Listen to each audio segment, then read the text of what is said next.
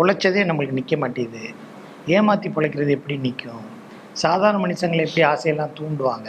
எப்போ பார்த்தாலும் நிறையா பேர்கிட்ட ஃபோன்லலாம் நிறையா இந்த ஃப்ரெண்ட்ஸ் எல்லாம் பேச மாட்டார்.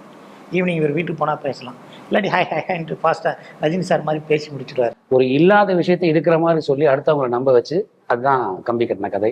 சில யூடியூப்லாம் பார்த்துருப்பேன், என்னம்மா கம்பி கட்டுறான் பாருங்க சார்வாங்களா, அந்த மாதிரி தான் அது. நட்டி சாரை செலக்ட் பண்ணதுக்கப்புறம் சிங்கப்பிள்ளை நீங்கள் இருந்தால் நல்லா இருக்குன்னு எடிட்டர் ஃபாசில்னு ஒருத்தர் சாரோட ஃப்ரெண்டு வாங்க அப்படின்னாங்க. அப்புறம் முருகானந்தம் வரேன்னாரு. முருகானந்தம் வந்து நல்ல ஜோவியலான, நல்ல good director, good writer, Manivannan sir மாதிரி இருப்பார். அசோக்கில் கல்லாப்பட்டியில் நிறைய பேர் கொடுத்த 100 ரூபா இருக்குது, 100 ரூபா நம்பர் சொல்லு அப்படிங்கிறான். இல்லை நம்பர்லாம் பார்த்து நான் வைக்கல அப்படிமா. இப்போ கூட்டம் வந்தையில் ஒருத்தன் இடையில வந்து உங்கள் சண்டையில் நான் கொடுத்த 500 ரூபாய் மறந்துடாதீங்க. இப்போ நான் கொஞ்ச நேரம் இங்க இந்த செட்டப் பண்றதுக்கு ஒரு 5 நிமிஷம் முன்னாடி இவ்வளவு கலகலட்டு இருக்கு. ஆக்சுவலி ஷூட்டிங் ஸ்பாட்ல எப்படி உங்க 3 பேரையும் ஹேண்டில் பண்ணிருப்பாங்கன்னு தெரியல. கம்பி கட்டின கதை ஆக்சுவலி என்ன கதை, நீங்க சொல்லுங்க சார். கம்பி கட்டின கதைனா பேசிக்கா அதோட அர்த்தம் உங்களுக்கு புரியும்னு நினைக்கிறேன். ஒரு இல்லாத விஷயத்தை இருக்கிற மாதிரி சொல்லி அடுத்தவங்களை நம்ப வச்சு, அதுதான் கம்பி கட்டின கதை.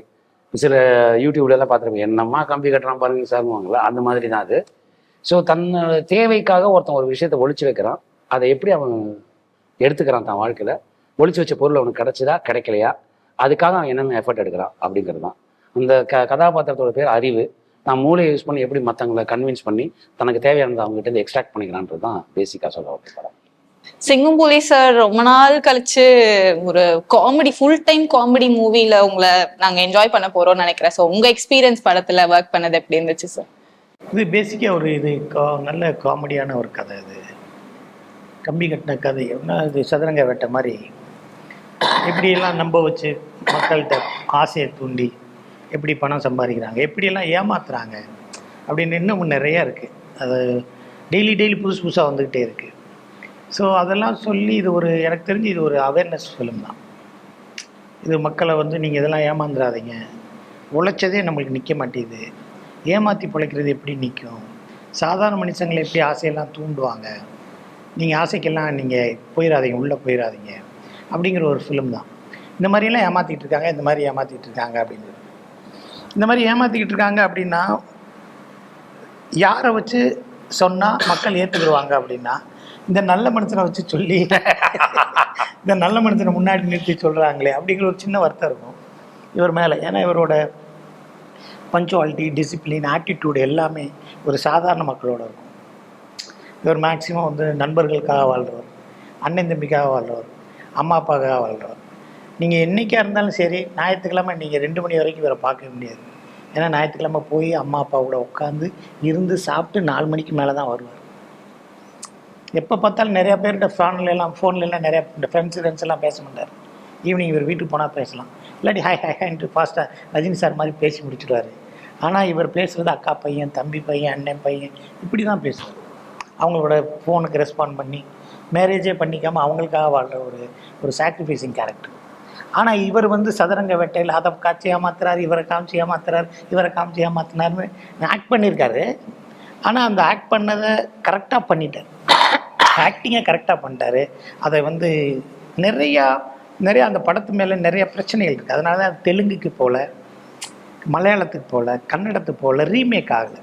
அதனால அது கொஞ்சம் லாக் ஆகிடுச்சு. அதனால இல்லாட்டி இதோட கேரக்டருக்கு ஹிந்தியில் ஒன்று பண்ணியிருப்பாங்க, அது ஒன்று பண்ணியிருப்பாங்க.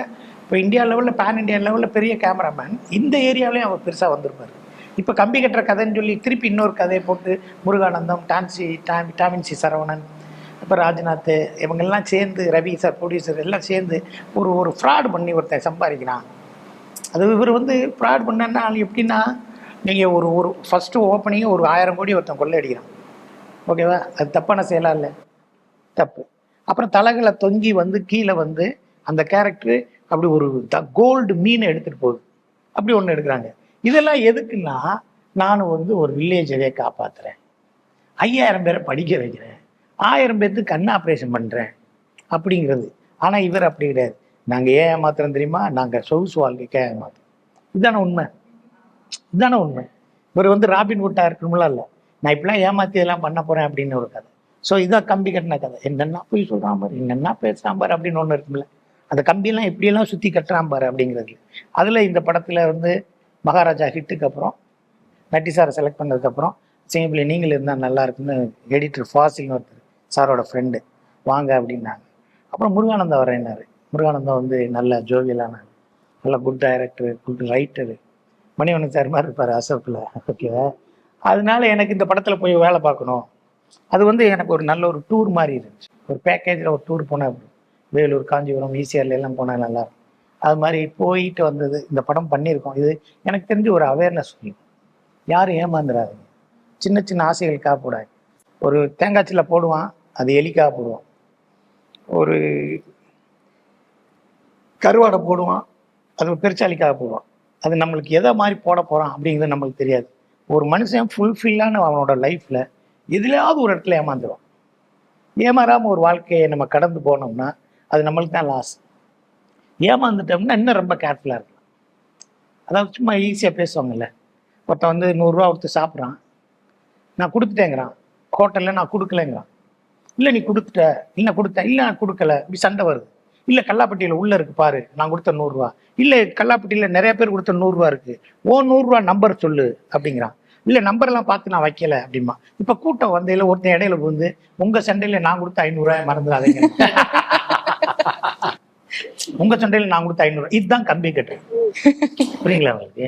இது ஒரு நல்ல எனக்கு ஒரு ஆப்பர்ச்சுனிட்டி. தீபாவளிக்கு ரிலீஸ் ஆகுது. ஸோ இந்த படத்தை பார்க்கும்போது நிறைய படங்கள் காம்படிஷன் வருது.